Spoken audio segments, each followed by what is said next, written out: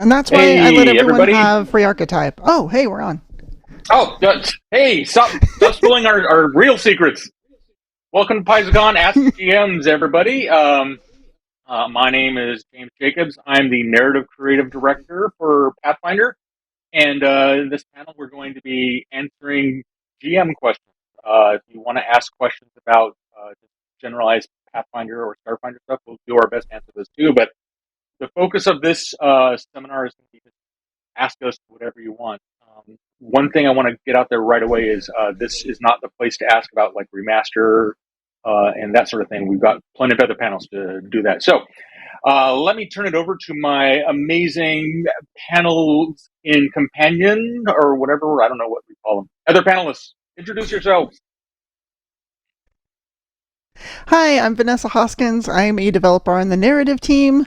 I have been GMing for far too long. I had a 5-star 300 table record for Pathfinder First Edition, and I've also just GM'd and played a lot of second. So that's where I'm coming from.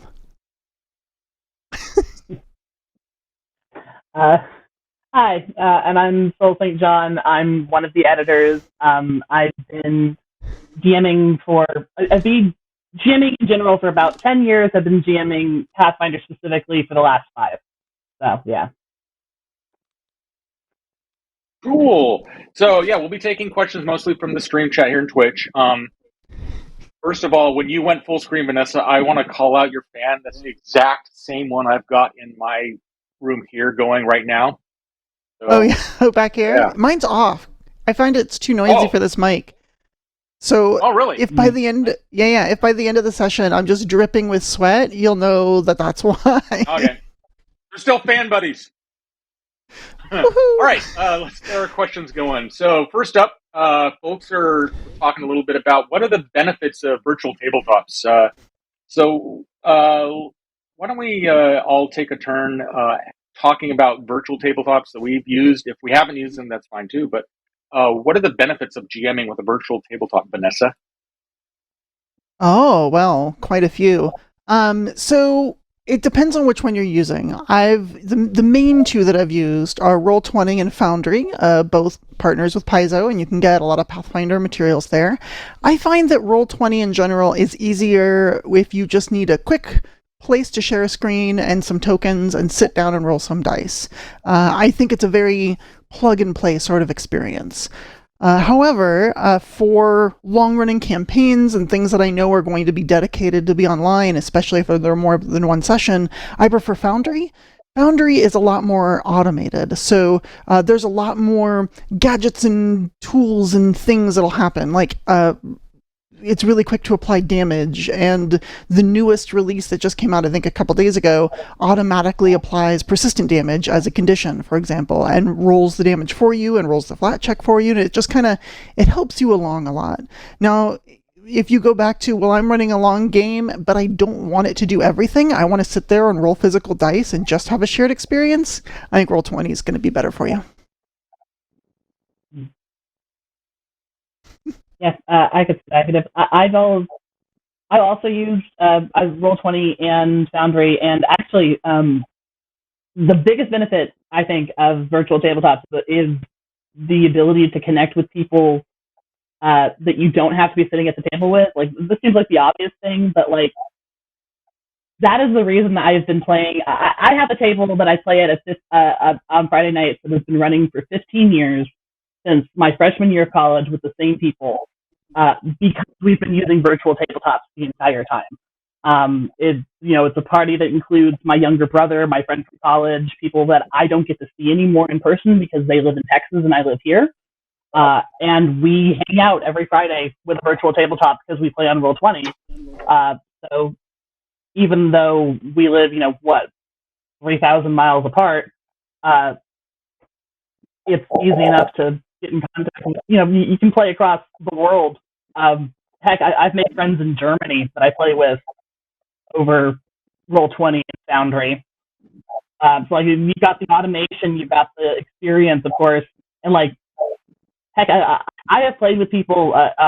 Virtual tabletops have done really fun, interesting things with both Roll20 and Foundry in person, but it seems obvious that the most obvious benefit is just the convenient connection of being able to pull people together even when you're not able to be together. Cool. Yeah, I'm pretty much in the same exact boat with Roll20 and Foundry.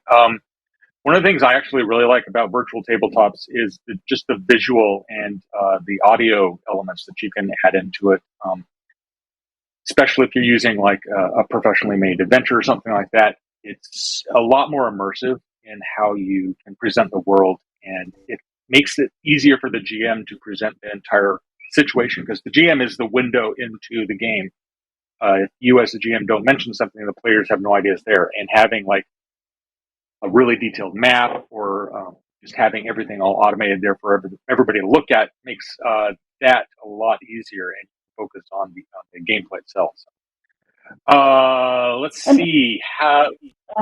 Oh, yeah. Sorry, I just want to say it's nice to see the progress that has been made in the last decade with the virtual tabletops. Because when I started playing, the virtual tabletop I used was this homebrewed program that somebody made that was passed around on a flash drive that was not browser based. It was something that we got a flash drive version of. You had to program everything yourself. So yeah, the evolution to Roll20 and Foundry has been great. Cool. All right. The real unicorn asks, how do we handle recall knowledge in our games? How do you make sure it's useful, but not something that the player characters lose if they have a couple of bad rolls? Saul, that's for you. What was the second half of the question? Not something the player characters lose if they have a couple of bad rolls? Yeah, like how if the adventure requires you to succeed at recall knowledge to go forward, how do you handle it if everybody fails the recall knowledge check? Honestly, the way that I usually do it is that if the players kind of fall short on the fall knowledge too many times, the easiest way to do it is to try to make sure that the plot is not hidden in a recall knowledge check, because the recall knowledge is mostly done to like flesh things out, which is how we try to write most of like the OP scenarios. But when I'm working with my own adventures, what I try to do when I do wind up in that scenario, the way I try to do it is to have, if the players don't suss out that information themselves, an NPC can always provide, a bit of gossip here or there, a bit of expertise that it would make sense the players wouldn't necessarily know. It makes sense that they don't always know everything. Yeah, that's true. Cool. I'm going to jump around these questions to get more in and just like fire them at each of you. If somebody has something really exciting they want to break in on, of course you can. Vanessa, here's an interesting one. The rules say that an action needs to end for another to be used. What does someone do if they want to, say, jump and then grab something? I think that's fine. One thing to remember is that the rules are a guideline. So if someone's like, well, I want to leap because I have like a really jumpy character and then grab an edge, or I want to leap and then try and climb up the wall, even though, that might be hard to do. It's like, sure, that's fine. I mean, I grab an edge as a reaction, so okay. But I think it's fine to interrupt it. I think that if it gets abusive, like if you notice that, like, oh, I see, so you're basically leaping and attacking every time instead of taking the sudden leap feat, which you have access to, all right, maybe we need to think about this. But at the same time, if someone's trying to do something interesting, do something that's going to make the scene come alive, I'd say find a way to make that happen. Even if that there's a certain archetype or certain way to get a feat that does exactly that, let them do it, but maybe increase the DC a little bit. Something like that incentivizes, you can get the feat. Make them spend a hero point, for example. It's like, oh, well, there's a feat that does that. If you spend a hero point, I'll let you do it. So always try to find a way to say yes, I think, if it's cool enough for the scene. I'm a very rule of cool sort of GM. I want everyone to remember the game and how epic that moment was, and not how well we adhered to all of the rules. Cool. Here's one I think that I feel called out on. Question, hex crawling. This is from TRDG11. Hex crawling can get kind of dry after a while. What are some ways to make it more engaging for the players? ALA Kingmaker.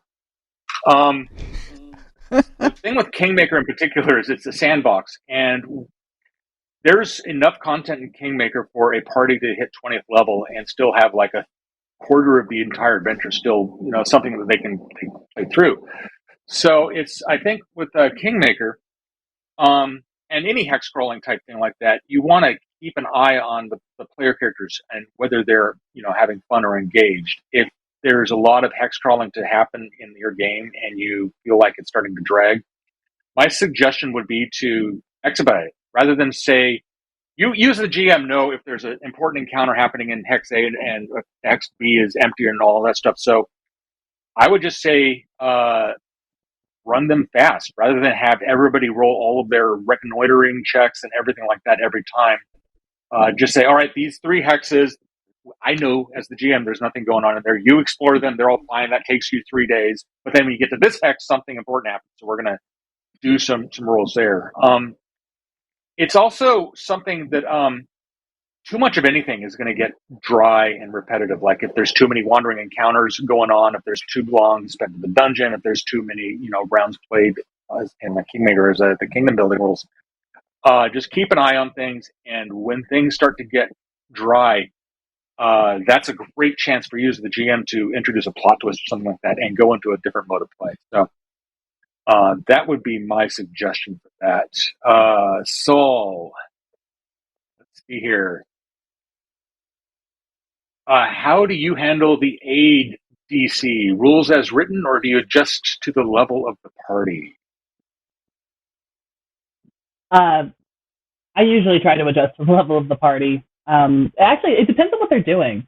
Like, sometimes I adjust to the level of the party. Sometimes, like, if it's an obvious thing, I'll just go with the rules as written. It's flexible. You gotta improvise. It makes sense sometimes for it to be an easy DC, and if it's something harder, I'll bump it up. Cool. Vanessa, how do you use your monster spells effectively without spending too much time looking things up or remembering to actually use them? That can be really challenging, actually. If you have a higher or mid-level monster that's a spellcaster and they've got just like a huge paragraph of spell names, it's really difficult to remember what all of those are, especially if they're coming from multiple sources. So during my prep phase, what I'll usually do is look at ones from a function point of view rather than a specific task. So I'll say, well, here's the 3 good AoEs, and here's a couple good single target spells, and here's a couple that'll maybe make the fight last longer, like, putting up a wall of thorns or something like that that'll divide the battlefield, something that buys the creature time. And I'll sort of break it down tactically, and when I do that, I find it's a lot easier to just in the moment say, well, all the PCs are grouped together and I want them to start to spread out, so I'm going to use one of those AoEs. Or they're approaching my big bad too fast and I want this fight to last, so I'll use one of those stall tactics like Fear or Wall of Thorns or something like that will break the party up a little bit and allow the combat to really sit, because you don't want it to go too fast if it's like an important fight.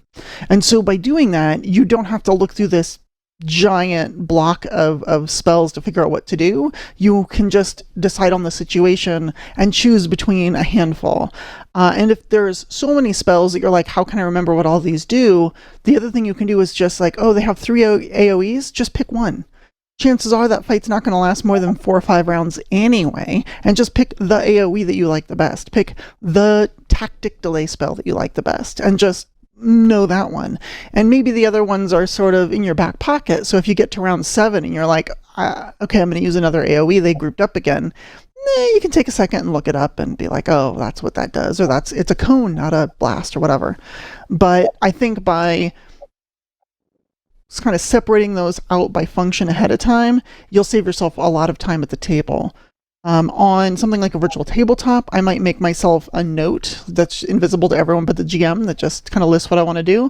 And when I play in person, I'll have the stat block on a sheet of paper, and I'll sometimes highlight or underline the spells in like a different colored ink so that I can quickly go, oh yeah, blues or AoEs, got it. Ooh, cool. Those are good. Those are good tips. Okay, here's one I'll take from Divine Helene. I'm going to mangle some of your handles. Sorry in advance. My players really enjoy social encounters, downtime, crafting, etc. What's a good adventure to introduce them to these things in Pathfinder Second Edition? We really try to include all of that stuff in all of our adventures to a certain extent. But there are certainly some that are more than others. Kingmaker, for example, is got a lot of just downtime stuff built into it with the kingdom rules and all of that. We've got coming up the season of Ghost Adventure Path, which we will be launching, I believe, coming in October. We're going to be talking a little bit more about Season of Ghost in a couple of hours, but that one is a 4-part adventure path that takes place over the course of a year, with each volume being like the first one is in spring or summer, the second one is in autumn, the third one is winter, the last one's in spring. And so there's a lot of really built-in downtime, crafting, social stuff going on in there because, an adventure's worth of combats and stuff like that can be done in a week or two, depending upon how, your group is. So I'd say Season of Ghosts is a good one to look forward to, but of the ones that are currently available, Kingmaker is probably the one that is it's the biggest one. It's kind of a ginormous, but we do try to include that content in all of our adventures. All right, so actually, here's one a good one. Oh, yeah. So if Kingmaker is too out there, Strength of Thousands would probably suit you just as well for that one. Yeah, that's a great example. That one actually has built. It's sort of the same thing with Season of Ghost, where it's got built-in schedules, like you have entire semesters and stuff that you got to do, and that builds up a lot of that with downtime stuff. So, if you are running a published adventure, when, if ever, will you cut an encounter?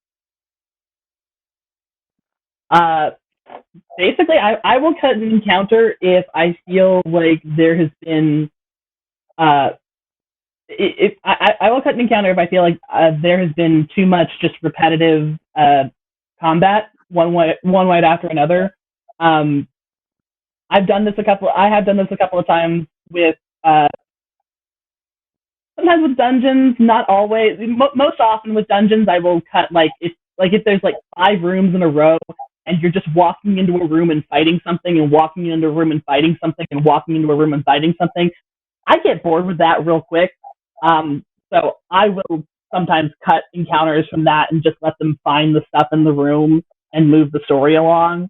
So that is usually when I will cut encounters, is to move things along.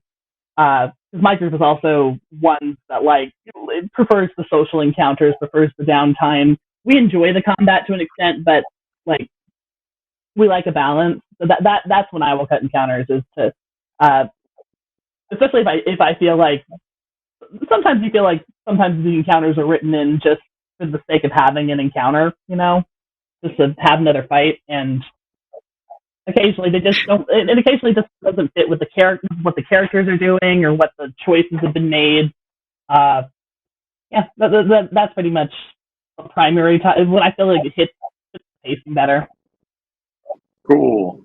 Vanessa, let's see here. The Event Horizon X asks, or notes, I find my players tend not to think about using their exploration activities in Pathfinder 2. How do you recommend reminding them, engaging them, having them, use investigate, search, and all of that stuff while they are exploring? I think part of the way you can do it, and I do this with new players, is ask them what they're trying to accomplish and then help them translate that into an exploration mode activity. Because sometimes if, say, someone's like, oh, there's a bunch of monsters around here, I'm just going to keep my shield up the whole time. Okay, well, there's an exploration activity for that. So you say, oh, that sounds like you're using this action. If they are like, well, I'm on the lookout, so we don't get ambushed again. Well, okay, then you're using Scout. So you can say, oh, that sounds like you're using the Scout exploration. That's great. Everyone's going to get a +1 circumstance bonus to initiative because you're looking out for them. So you kind of just help them along by translating what they intend to do with how the game rules work, and then tell them what the bonus is so that they're incentivized to remember that again. And perhaps a session or two later, they'll be like, okay, I'm going to use the Scout exploration. I'm looking out for bad guys. And then you go, okay, well, now they know that there's a bonus. They're more likely to look for that. They're more likely to try and make an effort. Even for things like searching or investigating, I think it's pretty important if you're like, oh, I'm looking around this room. Oh, okay, cool. Are you looking for like secret traps, traps and secret doors and things? Are you looking for hidden creatures? What are you exactly looking for? And then have them get a bonus or make the roll or whatever. And I think that's the best way to get them used to using those modes in that mode. One of the things exploration mode does is it takes what we have always done at the table in a lot of iterations of the game and said, I'm doing this thing, and has just enumerated it and given you a bonus. So as long as you let them know that that bonus exists and that mechanic is there, they're more likely to want to start using it on purpose rather than just, I'm going to look in that desk, I'm going to look in that chair, I'm going to look over around that corner. Cool. One thing that I've done during development of adventures, particularly I did this a lot in Kingmaker, but also a lot in Season of Ghosts, is hard code that into the text of the adventure so that the GM reading it will know, like, when you're doing this, make sure you know what the player characters are going to explore, because the encounters react. If if they're searching, this happens. If they're not searching, something else will happen. But as for the next question, let's see. There was one I saw here. Oh, here we go. Indrid Wintersbane. If I wanted to bring in a mechanic similar to lair actions, how would I do this in Pathfinder 2e? One of my favorite parts of what we did with the second edition of Pathfinder is we separated the monster and NPC rules into their own system, rather than making it so you had to build a monster as if it were a player character. That lets you make all sorts of bespoke abilities for creatures, and you can just give those creatures a ability that only works in their lair. If we were putting it in front, we'd say a requirement must be in area 12 or something like that. And then that ability, you just assign it 1, 2, or 3 actions or a reaction or whatever, and you just drop it on top of that block, and you're good to go. Like if it's a dragon in their lair, and this lair has a bunch of like stalactites hanging from the ceiling, and you want it to have like a stalactite tail whip, knocks all the stalactites down in this big area. You just stat that up as like an area effect piercing damage ability that can only be used once, only in its lair, and you're good to go. A more complicated version of that, I think, would be using the hazard rules, which are the same sort of thing as monsters. You can make a hazard like that. Like if we're doing the same thing with the stalactites falling from the skies, you could put that into the dragon's lair, and as its trigger, add something like the dragon moves through these squares on the map, and then that thing will just automatically trigger and cause these stalactites to fall on the player character where we want to do it. So it's really open to the GM, and pretty much anything you want to do, you can either use those two options. I think work really well for lair actions. Here's one I think that is good for all three of us to answer. So we'll go to Saul first. What is your favorite house rule or something you wish was official? It's sort of a loaded question, too, because since we work and we at Paizo and we create the game, the rules we want to play with and the house rules we enjoy kind of often end up in the rules anyway. But what's one? Maybe someone from design's listening and they're like, "Oh, that's good." Yeah. I might have to actually think about that. Start with Vanessa. I have to think about this one, actually. Vanessa, favorite house rule? Favorite house rule. I'm going to cheat a little because I noticed this is also in the list of questions. I think that when an ability gives you an extra stride, say haste, for example, or allows you to stride as part of doing that ability. Well, what if you have another move speed, right? What if you can climb or swim? What if you can burrow? Can you do that instead? And I say yes. That is one of my favorite house rules. It gives a little bit more value to those actions. True. However, I also feel that it frees up a character concept a little better. If you're a character that's climbing and you're like, well, cool, I want to use, I want to use my haste action to fly, for example, so I don't fall this round. That's great. I want to use my haste action to climb this wall faster, because I am hasted and I need to get it to the top of the wall. Sure. I think that that's a really good way to open the system up and just make it more flexible and allow the players to do the thing they're trying to do without letting the rules get in the way of that. So that is one of my favorite house rules. Cool. I'll answer mine to give you a little bit more time as well. Mine is how Identify Magic works. I really prefer when a player character is like they're trying to identify a magic item or a weird spell or some sort of supernatural effect going on in the room. I just say, all right, roll a check to identify magic. And I don't say arcana or occultism or whatever. I let them choose which of those four they want to roll. And not only does that not kind of like tip the hand about what sort of magic they're facing, but it also empowers the players to, choose which role they're going to make. The party might not have somebody good at primal or nature skills and primal magic, and so they can still identify magic using the other three magic associated skills. And then behind the scenes, I'll know what the DC is. The player characters don't know that, and I'll just use the standard DC for whatever it is. But if the player chooses the right skill, I will drop that by 2 or 5 or something like that, just so that to give them a stealth reward that they chose the right skill to identify the magic. It's going to be easier for them, and I won't go the other direction and make it harder because that's kind of restrictive and frustrating. So, but I found that really kind of takes away the expectation that you have to have one person good at all 4 types of magic. Vanessa, you sounded like you had a fun question. What if the person wants to use craft because they have the feed for it? I'll let them do that too. Honestly, it depends on the situation. If you have a magic item and they're trying to use crafting to figure it out, sure, I'll probably in that case I probably will bump it up a notch. Okay.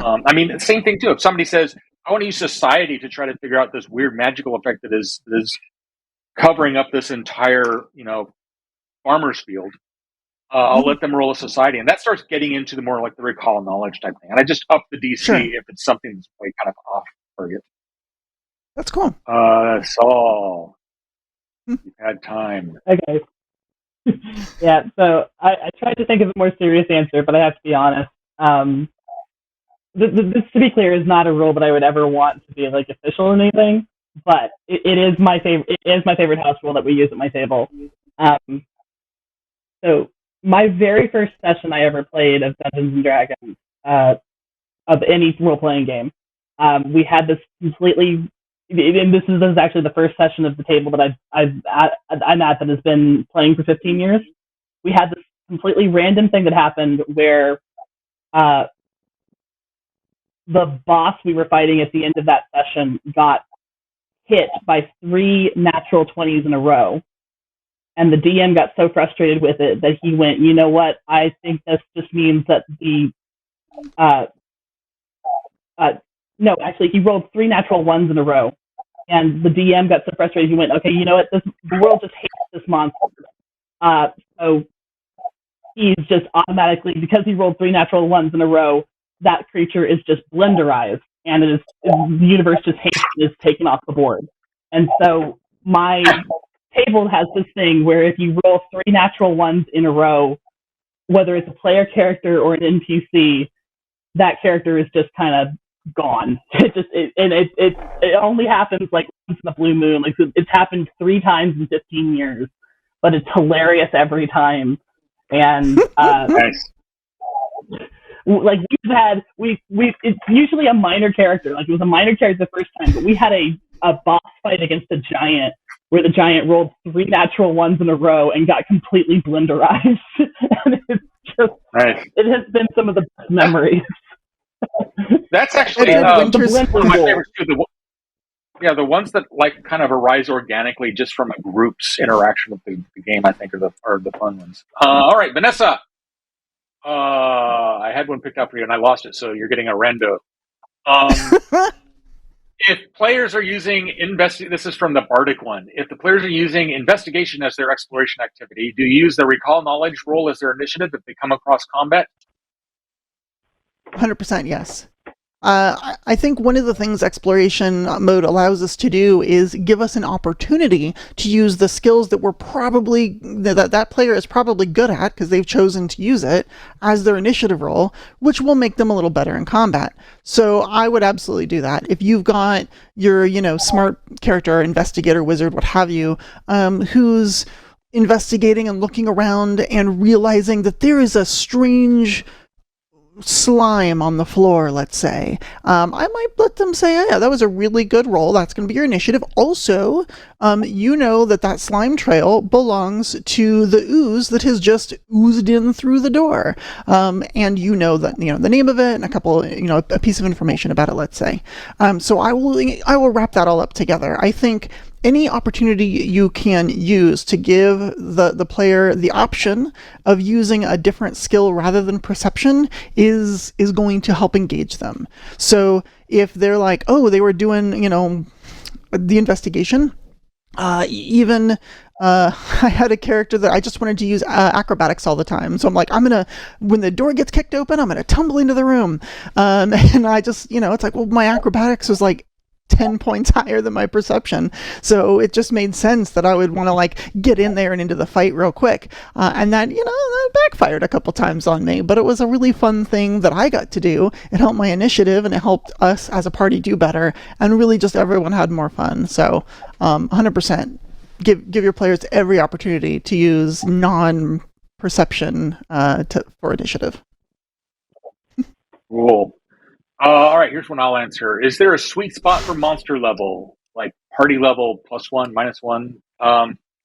I think that it's not that easy to really narrow it down to a specific party level. I think that the sweet spot is having the party and the monsters kind of be on equal numbers. So in a case where you've got, a 10th level party, a group of 4 creatures is a good way to go at that encounter because it gives all of the players something to do. It gives all the monsters something to do. And it's just more dynamic. And whether or not those monsters are, 8th level, which would be a moderate encounter, I believe, for a 10th level party, or lower, I think is really up to the GM whether you want to have it be like a boss fight or just something like along the way. So I think that works pretty well. I think for solo encounters, it's a little different. When you have an encounter against a solo creature, they hit harder because not only are they hitting more often, but they're critically hitting more often. And a single critical hit in an encounter can just suddenly throw everything into the player character's, face and cause them to get really, in bad shape. So for solo encounters, I think something above the party level by 1 or 2 is what you really want to do. If you go 3 or 4, that needs to be something that the player characters can really plan ahead for and maybe, yes, give them time to soften things up or gather resources or something like that. So I also think it's dynamic too. So like when you're playing the game and you as the GM need to keep track of what's going on. What is ahead for the player character. The player characters don't. So being able to adjust things like that is pretty key. If I can, yeah, go for it. Going to the complete mechanics, in my experience, +1 and 2 are great for boss fights, +1 for like a mini boss, and +2 for a regular one, and those 3 and 4 for those big special ones like James was talking about, where you're never going to ambush the players with a 3 or 4. But if they know that they are going to go ambush the enemy, the BBEG, sure, they can be +3, probably not +4 unless they really have something special. They have a frost brand against a fire elemental or something like that, where that they're going to be able to exploit a weakness and get through that fight. But otherwise, I think those are good. I also enjoy fights with just several party level -4s. I think one of the things you want to craft in adventure is not just a series of challenges, but it really hitting story beats. And when you have a bunch of things that are significantly lower level than the PCs, it gives them an opportunity to shine and feel like the big bad heroes that they are. And they're like, yeah, we are super cool. So it means that much more when they face that, Hell Knight or something that's average party level +2, and really have a challenge against it, and they go, oh, this guy's super tough, because they already beat all the minions, easily, because they're so much stronger. And so you want to create these story beats, and so keep that in mind when you're trying to figure out how strong or weak of a creature to put against the party. What is the feeling you're going for at the table? And the last little piece of advice I have with encounter building as it goes to levels, I like boss fights that are like an average party level +2, plus some number of minions to bring it up to a severe encounter, so that there's a lot of rabble on the board that the PCs can deal with and make themselves feel cool, even in the midst of that boss fight. Cool. Yeah, that's good. That's good advice. I think really one thing that you mentioned that I think is really important for all GMs to do is to give your players a chance to feel like they're getting more powerful. The math in Pathfinder Second Edition is really tight, and if you only ever have them fight like low or moderate encounters, whether they're first level or 20th level, the feel of that encounter will still be kind of the same. So as you're getting higher level, having them, fight, trivial encounters more often lets the player characters feel like they've accomplished something and they're getting better at their job, and that's pretty important. Let's see. So, how do you encourage more dynamic playstyle from the player characters? For example, if a fighter spends almost every turn raising the shield, striding, and striking, is that fine, or is there a way to kind of encourage players to use their third action more, I guess, unusually, or explore other options? Well, to be honest, it for me it depends on whether the player is having fun with that. Like, if the player is creating their character because that's the kind of gameplay loop they're enjoying, I don't generally mess with it. If the player doesn't seem if the player is frustrated by it, like I have had players who are like frustrated because they don't have something to do with their third action. In that case, I'll work with the player to just go through and make suggestions, especially on level ups, of things like archetypes they could add, or choices they could make when they're leveling up, to suggestions of new tactics, especially building off of other characters. But mostly I find that if you let the players play around with their builds, and if they're having fun, they'll find their own ways of doing whatever strategy is that they're interested in. There's a lot of freedom to move around in when it comes to second edition. So yeah. Cool. Here's one I'll tackle. It's another exploration themed one. I don't want to give all of this to you, Vanessa. How do you make good use of the investigate exploration activity? Do you expect players to be doing it by default, or is it something intended to be just used in situations where the environment cues them into it? When I am running a game and we're in exploration mode, what I'll generally do is sort of the second edition version of Party Order, which we used to always do in the good old days. I'll say, all right, we're going to start doing exploration mode or whatever, and I'll have every player tell me what their character is doing, whether it's investigating or scouting or whatever. And I'll write that down on a whiteboard or somewhere where everybody can see what each character is kind of doing. And so that's a visual cue that is constantly reminding them. And then as they start encountering things, or as they start having these exploration encounters, they will realize that maybe I shouldn't be scouting in this case. Maybe I should be going sneaky, or maybe I should be investigating. And I find that keeping those like visually up there, like I guess again on a whiteboard if you're playing in person, or like pinned to your GM screen, or in a virtual tabletop, like on a little window that everybody can see, that helps keep people thinking about how they're going to change things. But also, there are specific exploration encounters. We've got a lot of these again in Season of Ghosts, where like if you're investigating a murder, that's going to play out as an exploration encounter, and you basically say, all right, you guys arrive at the murder scene.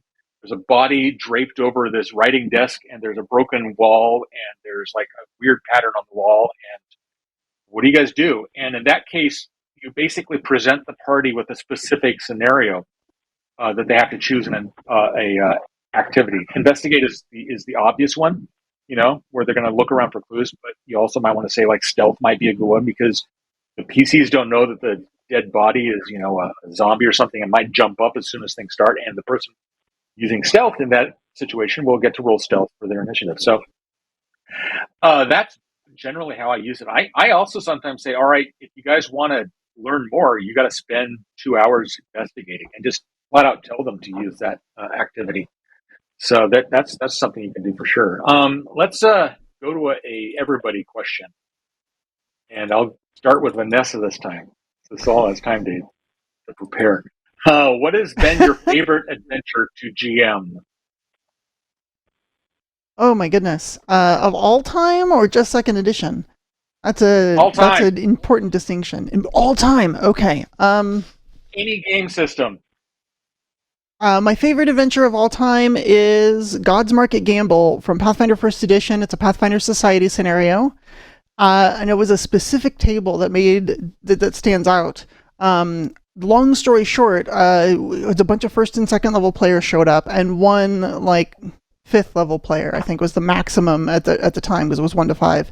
And the fifth level player was kind of sore. He's playing a witch, and he was sort of, not super happy about the fact that he's got all these lobies at the table with him, and he wanted, a challenge. Well, God's Market Gamble is really challenging. It's a interesting investigation. It's a really cool story that unfolds in a really interesting way, and the final encounter is very challenging. And when we ran the final encounter, that character died. Everyone else survived. They ran, but the fifth level witch died. And I thought this guy was going to be really mad at me. And one of the things that helped was to try and make the death feel meaningful by really resonating. Not just, oh, nat 20, you took 1 billion damage, you're dead. But describing the moment as the arrow flies over to his character and strikes through the eye and instantly dead. And it's just and everyone else is in shock and then runs, and this huge epic moment. And they go back later and they try to drag the body away to maybe we can help her somehow. And then the next day, the player comes up to me, says that was the best game he'd ever played, even though his character died, and shows me his custom painted mini that he had brought, and he changed it so that the one eye that the character got shot in now had a scar across it and was all whited out and blind. And I was just nice. That's so cool. Nice. And what made it cool wasn't just that moment. That was sort of the cherry on top. I don't want to go on forever, but just the entire table of that game. Every player was fully engaged in the story and role play, in what their character was doing at the moment and how they were reacting to all the new information they were getting. And it was a beautiful synergy of players. So that is my favorite one of all time. Nice. What about you, Saul?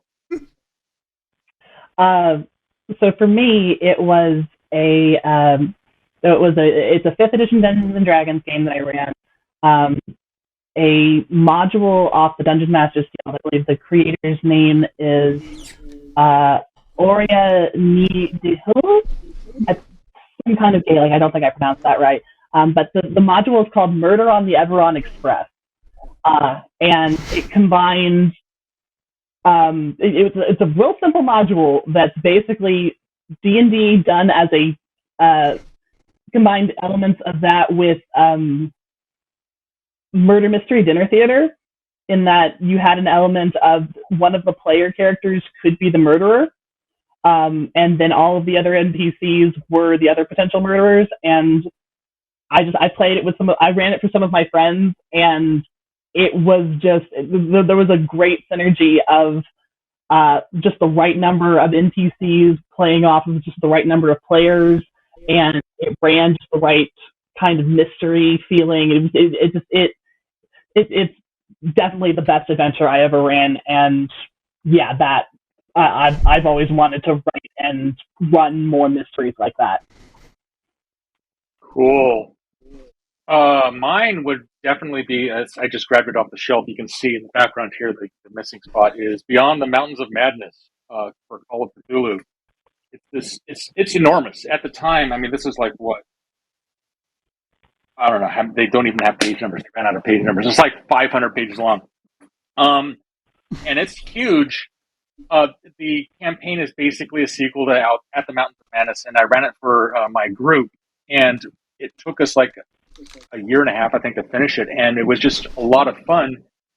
And I knew it was going to be my favorite game because very early on, one of the things that happens in this adventure is you are basically recruited into this Antarctic expedition in 1929 or whenever it is, and you are given these ship manifests. Like the player characters get these lists of like, here's what each ship has in their cargo hold, and there's pages of all of this stuff. And actually, let me see here. Oh, here they are. And so, like, you give the player characters this top half here, which is like the in-world typed out manifest, and then down below, the GM gets to see like what's really going on and what's like missing from it. And there's like there's pages and pages of these things that the party has to like go through even before they leave on their expedition. And the group had so much fun doing inventory in these ships. Like, oh, we don't have enough pemmican. We better do something. Oh, look, this big crate of skim milk is gone bad already. Oh, we don't have enough food for the dogs and all of this stuff. And so then later on in this campaign progressed, things would start happening. It's like, oh, you didn't find that you didn't have enough fuel or stuff like this. And the party was like, oh, damn it. Now we have to stop in Australia and make pemmican in this like weird warehouse. And the adventure, I think, goes for about like a good chunk with no combat. You're just on a boat doing things, and like weird stuff is happening. And there was no real like action scenes going on, and it was just so much fun. I had this huge like poster board with all of the NPCs because they have this entire expedition, and as people started dying, I'd X them out, and it was just a lot of fun. Very, very memorable game, and it's something that I hopefully want to run again, but it's a big one. I lost the lead on who was doing what, where, and when. He jumped in. I'll do one, and then we'll just go down the line. All right, how do you handle the order of operations and ambushes when players are being ambushed? Does their perception for initiative count or for detecting the enemy? How does it interact with meta knowledge, etc.? I think that ambushes are super elegant in second edition because of the way the initiative rules work. The way you do it is, the simplest way is like the enemy uses stealth and the player characters use perception, and you just roll. And the encounter begins, and if the enemies are, good at ambushing, they'll have a higher stealth than their perception and potentially will go first. And then, obviously, for all of the enemies that go before player characters, they'll be able to jump out and stab and do all their stuff. But if a player character goes before them, that is basically their perception saying, hey, you notice this dude hiding in the bushes here. You get to do stuff before they act. And it's all basically built right into the way initiative works. So I think it's just super... It's so weirdly simple in how it replaces like previous games, surprise round and all that a lot of GMs, I think, expected that needs to be something more. But that's really just it, Your perception determines if you go before or after the ambush. And the reverse is also true when the player characters are trying to set up an ambush for the foes. You'll let them say, all right, you can use stealth. Or even if you want to say like, well, if you want to like blend into a crowd and then jump out, that might be a deception or a society check or something like that. Sure. And it just works so well that it's just a lot of I think previous editions overcomplicate how ambushes work, and in second edition it just does what it does. So one thing I think if I can add to that, one thing I think that can help, if you find that, let's say the PCs are like, oh, we're going to try to ambush these people, and then are bad at it, either because no one has stealth or deception, or because maybe only a couple people do, one, let them use follow the leader so that they can say, well, at least I can roll stealth even if I'm not that great at it, because we're kind of doing what the rogue is doing. At the same time, if they have a really good, say, position or idea or way that they're running this ambush, give them a circumstance bonus on it. It's just initiative, and if it makes their ambush more likely to work correctly, then they'll have they'll have more enjoyment that that tactic worked. And you'll be more likely to be like, yeah, this worked. I know that I've been a part of a few ambushes as a player where, you know, I rolled like a 2 and it just stinks because the ambush didn't work and all of us rolled bad and they all rolled high and they saw us. And that happens. But you can make it more likely that they'll succeed by giving them a little bit of a circumstance bonus if they're going to run an ambush. Honestly, ambush should be an exploration activity, I think, of like you're laying in wait until the bad guys show up and then are doing a thing. You know, roll stealth or deception, like you said, get a bonus and go for it. All right, we're almost out of time, so maybe a couple more questions. So, what is your favorite way to spice up encounters with humanoids to avoid, you know, this conga line of flanking going on? Or is the conga line of flanking okay? Honestly, I've never actually experienced a conga line of flanking, but that might just be because of the particular structure of my party. Mostly, I find that the best way of spicing up encounters with humanoids is to think about the personalities of the individual humanoids and what they actually do. So, like, sometimes a humanoid is going to be charging in. Sometimes they're going to be, you know, coming up with other tactics. I've had I've had some humanoids who've tried to take a party member, you know, try to grapple a party member and try to take them hostage, and sometimes that works and sometimes it backfires. You know, you just have to improvise, I guess. It's not very helpful. Well, I think no, that is helpful. I think one thing also that is a great tool that GMs forget is the implied threat. So you only have to have one encounter in your campaign where you've got this conga line forming, and then you build this. If your party's been doing this a lot, you build an encounter so there's a character who has a beam or a line effect, lightning bolt, and then have all of the monsters in the group be immune to or resistant to lightning, and then have, you know, the party gets into this conga line, and then, you know, the enemy spellcaster shoots this beam down the middle of them all, hurts all the PCs. Maybe, I mean, negative energy is great if it's a conga line of undead. It'll heal the undead and hurt the PCs. And you do that once, and pretty much every encounter you play in the future with that group, if a conga line forms, they'll start going like, oh, wait, we got to stagger around and so you really can use like this expectation on the player side that you as the GM are trying to destroy them against them. Things like that.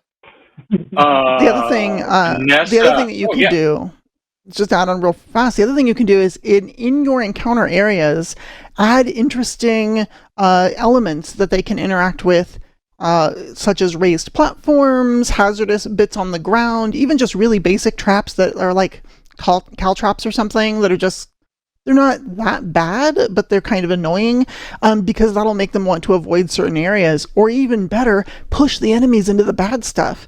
If you've got a campfire even, it's like, oh, you know what, instead of just, you know, conga lining with the bandits, I'm going to grab that one, I'm going to try to shove them into the campfire, because it's cool.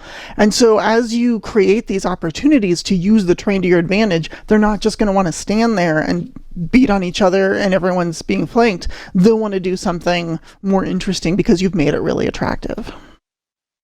Nice. Cool. We're pretty much out of time. Thanks, everybody, for all the questions. Thank you, Vanessa and Saul, for answering these questions. Yeah, thanks for having us. I'm James Jacobs, again, the narrative creative director. I'm pretty much a social media hermit, but you can find me lurking on the Paizo forums. And I spend a fair amount of time on the second edition Reddit for Pathfinder. And Vanessa, where can we find you? Who are you? Easiest place to find me is on Twitter at NinjaCatVanessa. You can also see me in my AMA channel on the PaizoCon Discord, on the Paizo Events Discord, I should say. So go there, ask me some fun questions. It's really been great to engage with people there. Or come find me on Twitter. Again, that's NinjaCatVanessa on Twitter. Cool, yeah. And Saul? I technically have a Twitter too, although I have mostly abandoned it since the Muskrat took over. Actually, if you're more likely to find me on social media on Tumblr at the same @, so it's at St. John Soul. So I'm mostly hang out there. I also have an AMA channel on the event Discord, so you can ask me some questions there for as long as the con's running. Great. Yeah, the Ask Me Anything rooms on Discord are a great place to ask anybody a Paizo question. So cool. Thank you, Vanessa and Saul. Thank you, everybody at PaizoCon. I think coming up next, we've got the Lost Omens thing. Lots of questions and secrets. Secrets of Galarian. Yeah. Cool. Thank you, everybody. Have a good PaizoCon.